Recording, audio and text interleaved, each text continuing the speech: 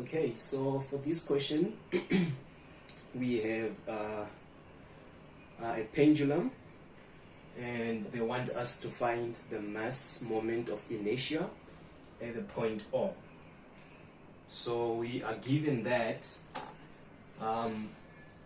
the slender rods AB, this slender rod AB and the slender rod OC have a mass per length of 3 kilograms per meter, and we are told that we have a thin disc at the bottom, and this circular disc has a mass per area of 12 kilograms per meter squared, and the distance BC is 1.5 meters, and we are given our center of gravity there.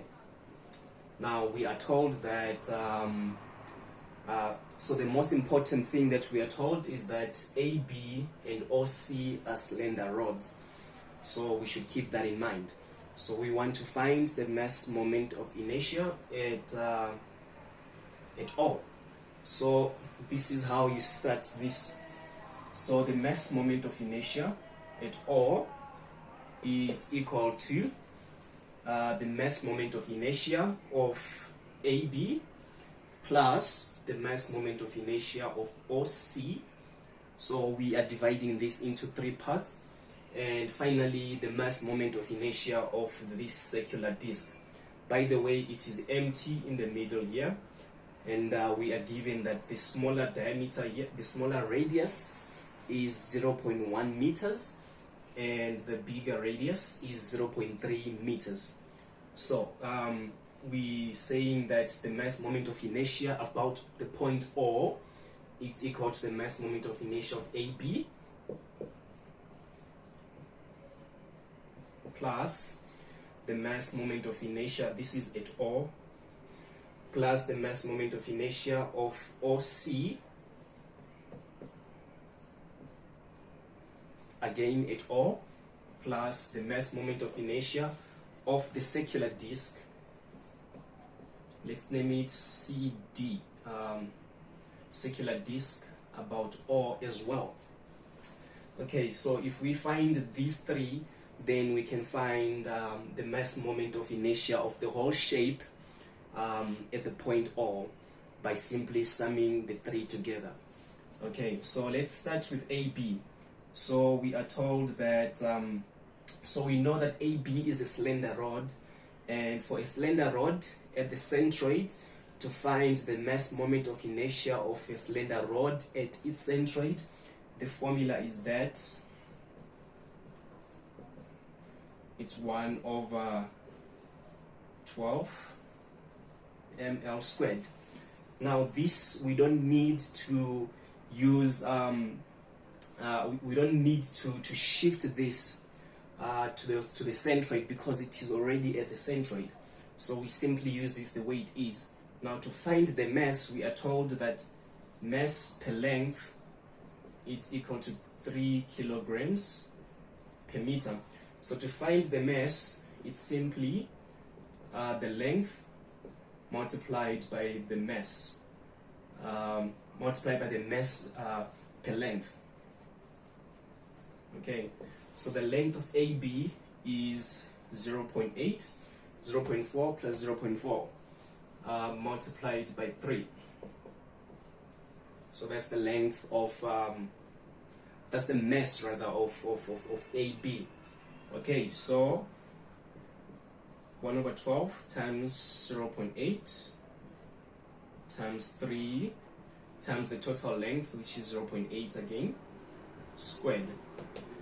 Now this is our first equation, our first component there.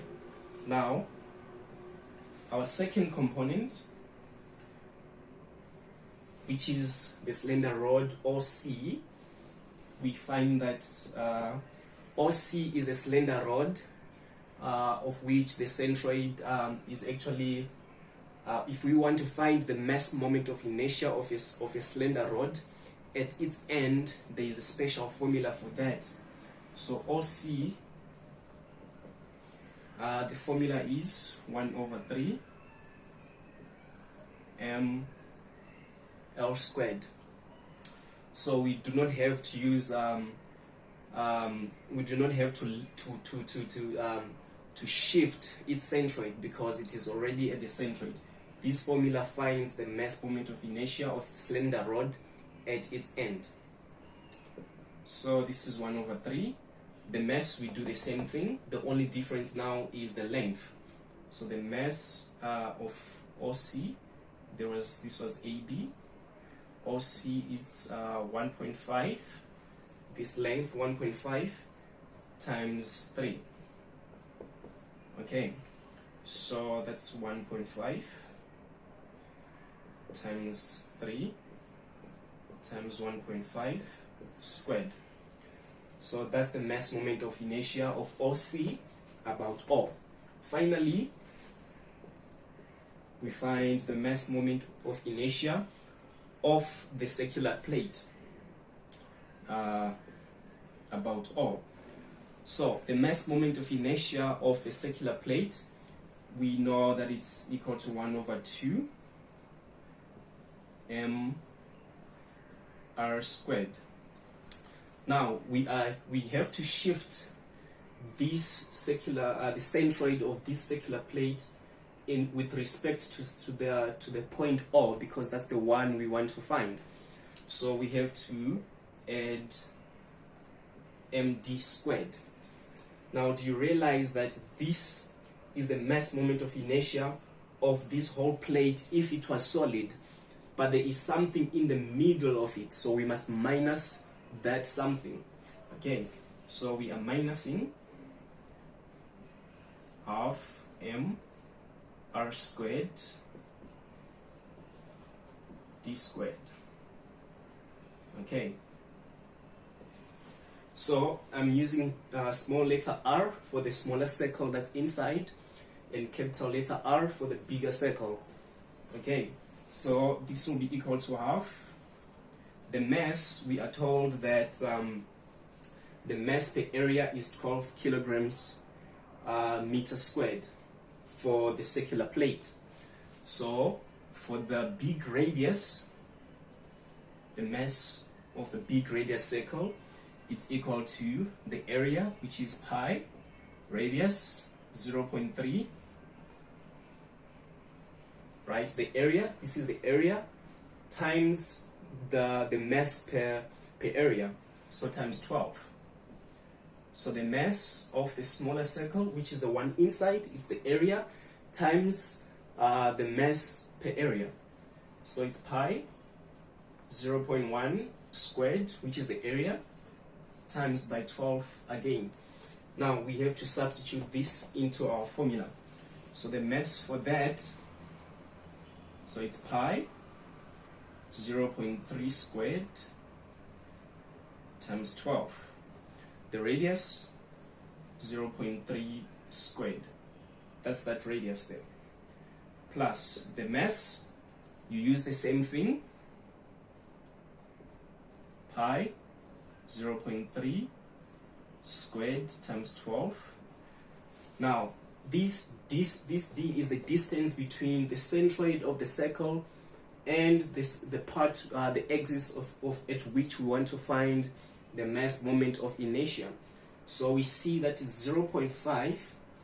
It's 0.5 plus this distance here, which is basically the radius of the bigger circle. So the distance is 0.5 plus 0.3 squared. Okay, this is for the bigger circle. Finally, for the smaller circle, so we minus half. We are here now. We minus half mass of the smaller circle, pi 0.1 squared 12 multiplied by its radius 0.1 squared. We're done with this part. Now we have to shift that centroid, so we are now coming to this part. The mass again, pi r squared multiplied by the distance squared.